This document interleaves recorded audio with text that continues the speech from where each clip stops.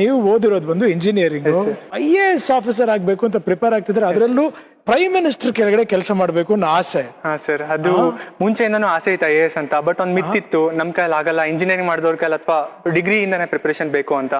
But ಆಮೇಲೆ ಹೋಗ್ತಾ ಹೋಗ್ತಾ ತುಂಬಾ ಜನ ನೋಡಿದೆ, ಯೂಟ್ಯೂಬ್ ಅಲ್ಲಿ ಸುಮಾರು ಜನ ನೋಡಿದೆ. ರೀಸೆಂಟ್ ಆಗಿ ನಮ್ ಕಾಲೇಜ್ ಇಂದಾನೆ ಒಬ್ರು ಇಂಜಿನಿಯರ್ ರೀಸೆಂಟ್ ಆಗಿ IAS ಆಫೀಸರ್ ಆಗಿರಿ ಈ ವರ್ಷ.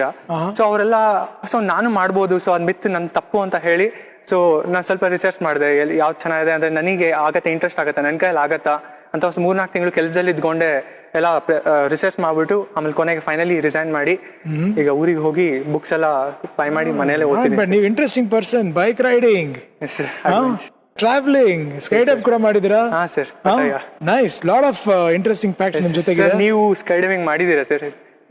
ನಿನ್ನಿಂದಲೇ ಮೂವಿ ಸಿನಿಮಾಗೋಸ್ಕರ ಮಾಡಿದ್ದೆ. ಅದಲ್ದೇನೆ ತುಂಬಾ ಖುಷಿ ಪಟ್ಟು ಅದಾದ್ಮೇಲೆ ಒಂದು 5-6 ಸಲ ಅಲ್ಲಿಂದಾನೆ ಜಂಪ್ ಮಾಡಿದೆ. ಸೇಮ್ ಪ್ಲೇಸ್ US ಅಲ್ಲಿ.